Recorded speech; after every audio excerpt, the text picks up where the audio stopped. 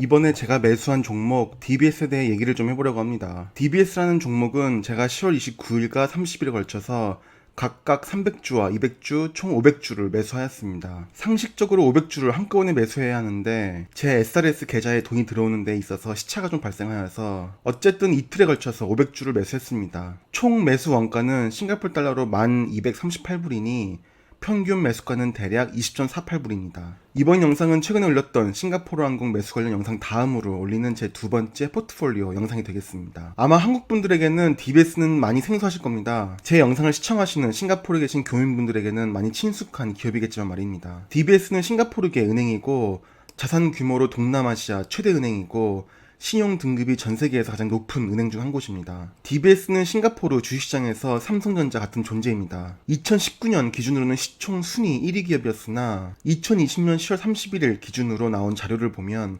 현재는 프루덴셜에 밀려서 2위입니다. DBS는 시총 1위부터 3위까지를 매년 왔다 갔다를 합니다. 어쨌든 싱가포르에서는 DBS는 한국의 삼성전자 같은 존재이고 DBS는 로컬은행이 아닌 다국적 은행으로서 동남아 지역에서 매우 확고한 시장을 가지고 있습니다. DBS의 전반적인 기업 소개는 제가 지난번에 간략하게 정리해놓은 영상이 있으니 관심 있으신 분은 참조 부탁드립니다. 본 영상 하단 설명란에 영상 링크를 걸어 놓았습니다. 본 영상은 본의 아니게 싱가포르 교민분들에게 좀 더 도움이 되는 영상일지도 모르겠습니다. 영상의 내용이 그렇게 쓰레기는 아니니 한국에 계신 그리고 미국에 계신 구독자분들도 그냥 재미삼아 봐주시면 감사하겠습니다. DBS라는 은행 종목에 대해 보기 전에 먼저 싱가포르 종합주가지수를 보여드리겠습니다. 보시면 3월에 대폭락 이후에 회복을 잘 못하고 있는 걸 보실 수 있습니다. 전세계 최악의 종합주가지수를 보여주고 있습니다. 찐따 같은 독일 종합주가지수 닥스도 싱가포르 종합주가지수보다는 훨씬 좋은 흐름을 보여주고 있고 싱가포르 종합주가지수와 동일한 마이너스 20% 정도의 낙폭을 보여주는 국가가 이탈리아 종합주가지수인데 이것도 사실 같은 수준이라고 보기는 힘든 게 이탈리아 종합주가지수는 이미 2007년 이후에 완전히 망가진 상태에서 19% 빠져버린 거라 이탈리아는 이미 경제가 망가진 국가이고 이탈리아와 싱가포르는 체급이 다른 국가라서 비교하기가 애매합니다. 코로나 전에 최근에 이탈리아를 8번 정도 출장 간 적이 있는데 여긴 정말 비즈니스적으로 신뢰가 가지도 않는 국가라는 생각이 들었습니다.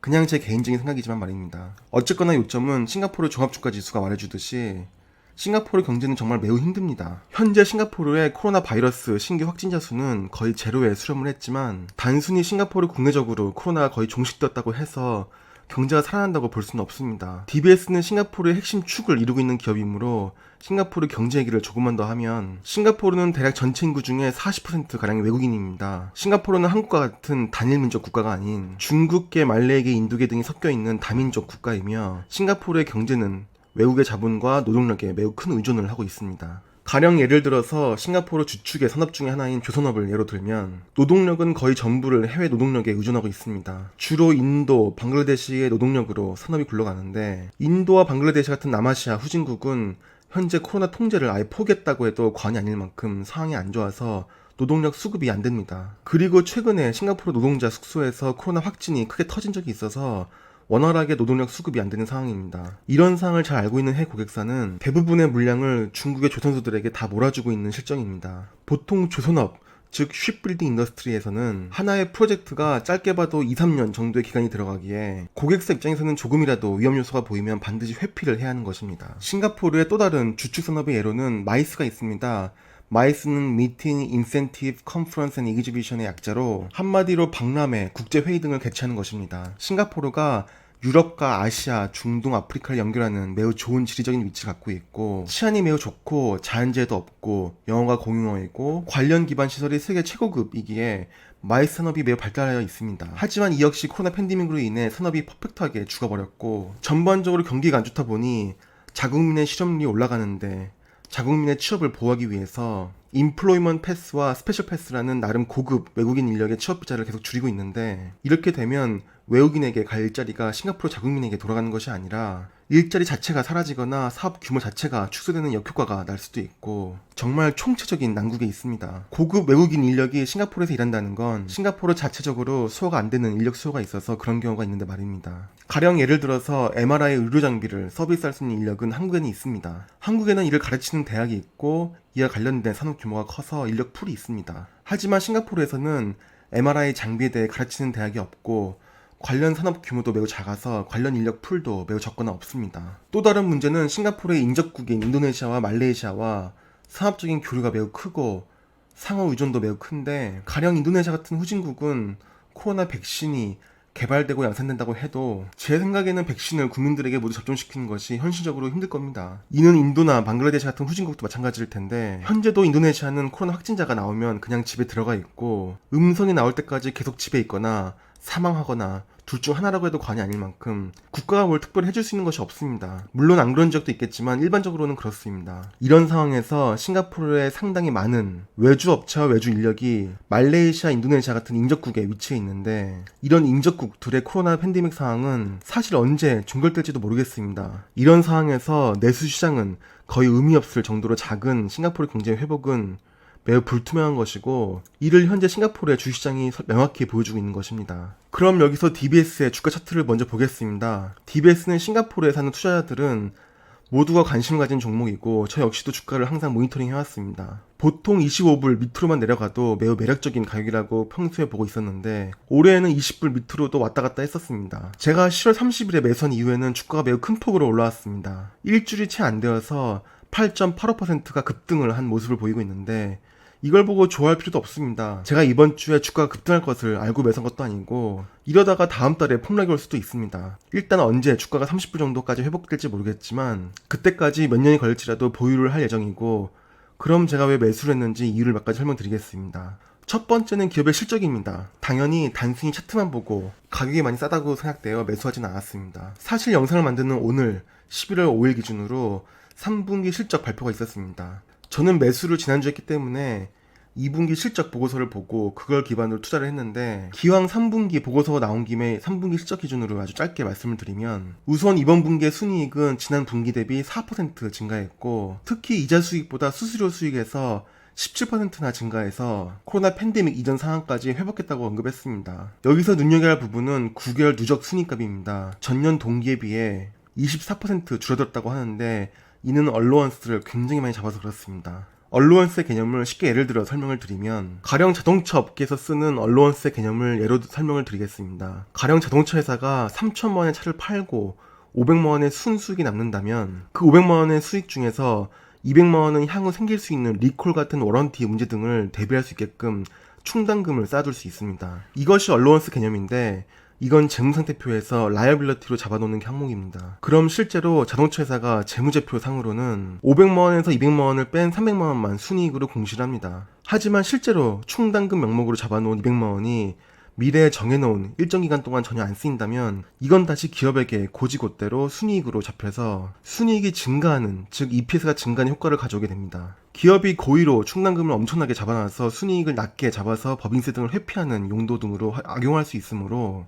회계 기준상으로 허용된 기간이 지날 때까지 충당금을 사용하지 않으면 이건 다시 그대로 순이익으로 인식해야 하는 겁니다. 그래서 지금 보시는 이 항목이 정말 중요한 것입니다. 2분기 보고서에서도 숫자만 다르고 같은 내용의 항목이 공시되었었고, 이번 분기 보고서에도 같은 맥락의 내용이 나와 있습니다. 9개월 누적 순이익, 즉 9months trailing months net profit이 전년 동기 대비 무려 24% 감소했다고 하지만, 정말로 회사의 실적을 보려면 profit before allowance 항목을 봐야 합니다. DBS가 엄청난 규모의 충당금, 즉 allowance를 코비드-19 명목으로 잡아놓았는데, 이건 기업의 펀더멘탈 시작과는 무관한 지표이므로 이 값을 제외한 profit before allowance 값은 전년 동기 대비 오히려 5% 증가했다고 합니다. 한마디로 DBS는 코로나 팬데믹의 영향을 안 받고 장사를 아주 잘하고 있는 것입니다. 코로나 관련 충당금을 엄청나게 잡아놔서 그로 인해 순이익이 줄어든 걸로 보이는 것입니다. 두 번째 이유는 배당금입니다.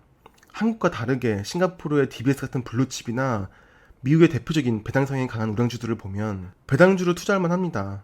한국의 배당주들은 개인적으로 변동성이 심해서 배당주로서의 기능을 못한다고 보지만, 싱가포르의 DBS 같은 배당주들은 배당주로서의 기능을 톡톡히 합니다. 매년 배당금을 정말 잘 줘서 2018년엔 무려 7.58%, 2019년엔 무려 6.69%의 배당률을 보여주고 있습니다. 이는 과거 DBS 기업 소개 영상에서 말씀드렸듯이 DBS의 탄탄한 실적에 기반한 배당률이라고 언급드린 적이 있는데, 올해에는 배당률이 적습니다. 혹시 이 때문에 DBS가 주가가 계속 비실비실 했던 것일 수도 있겠는데, 이는 DBS가 캐시가 없거나 사업 전망이 어두워서가 아니라 MAS, 즉 싱가포르 통화청에서 배당률을 올해는 조정해서 적게 배당하라는 지시가 와서 그렇습니다. 싱가포르 경제가 매우 어둡고 앞으로의 전망도 어둡기 때문에 매우 보수적으로 기업 경영을 하라는 정부의 가이드라인이 있어서 그런 겁니다. 그래서 올해는 배당률이 낮은 것이고, 혹시라도 내년에 올해 덜 준 배당금까지 몰아서 엄청 줄 수도 있고, 뭐 아님 말고라는 생각을 가지고는 있습니다. 세 번째는 DBS의 성장성입니다. 싱가포르의 경제 규모는 명목 GDP 상으로